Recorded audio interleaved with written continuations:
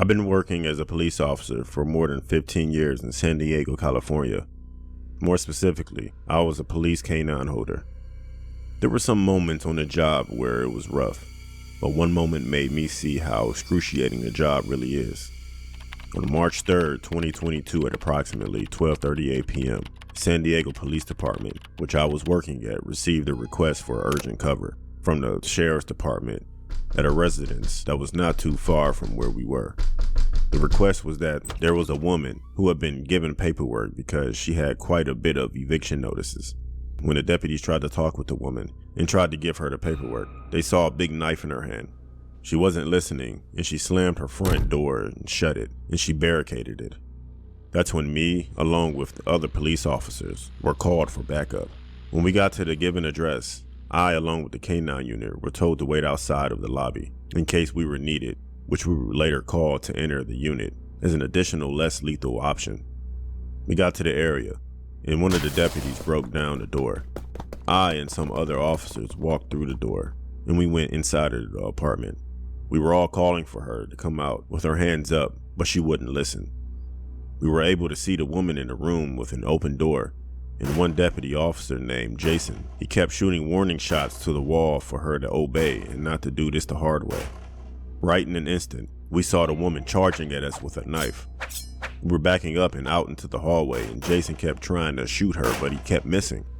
When this didn't work, the woman swung the knife at us, which happened to land on my chest for a second or two, and then it was taken out. This prompted one of the other officers to shoot the woman.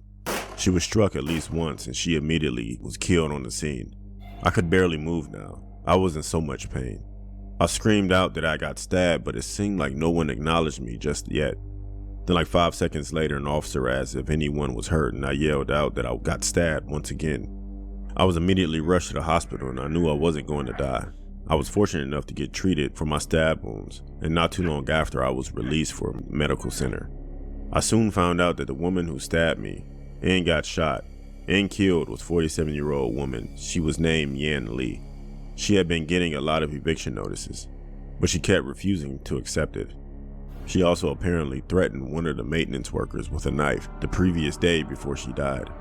I was able to move on from this incident, but I'll never forget the feeling of having so much pain in your body that you think that you might not make it out alive. That's just the adventures of being a cop, I guess.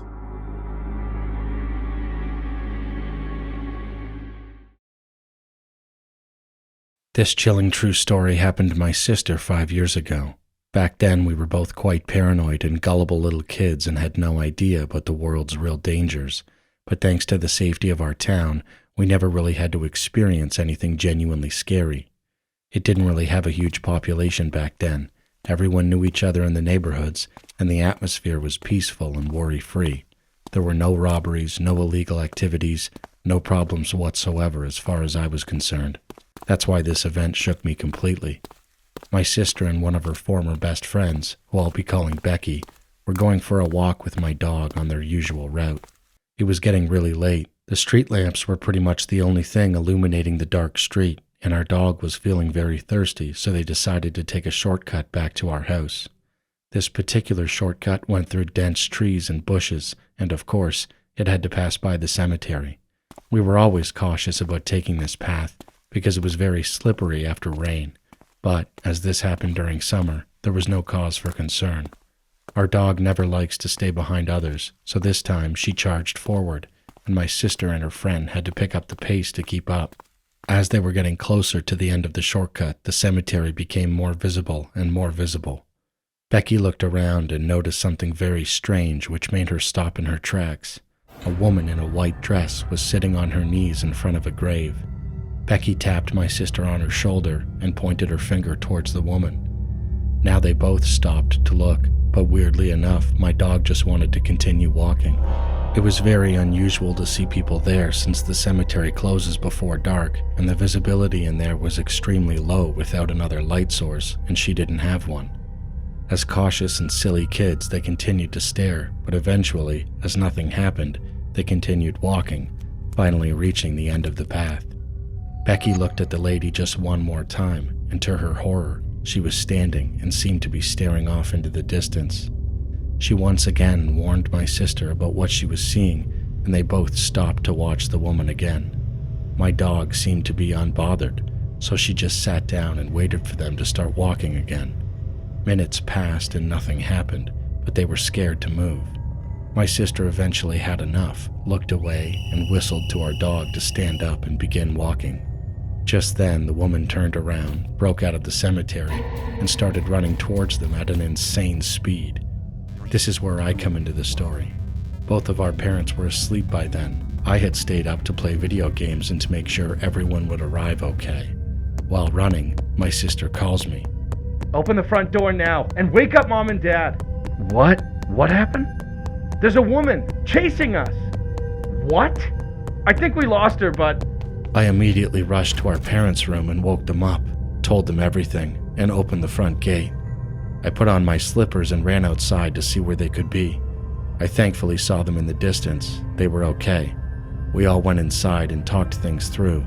My dad took Becky back to her house while my sister told me and my mom everything. There was a lot of scolding after that, but it was totally fair.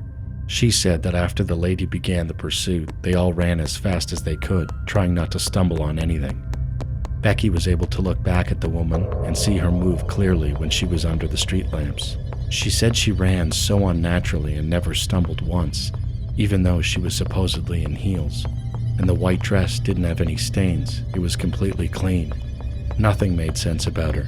But the freakiest thing of all was that our dog, who acts extremely aggressively against any kind of threats due to accidents with other dogs in the past, never barked, growled, or seemingly saw her at all. To this day, I have no idea if this was something related to the supernatural. Nothing else happened after this occurrence, but my sister sometimes still has nightmares about her encounter with this woman. Sometimes the woman even catches up to her, but she always wakes up before what happens next.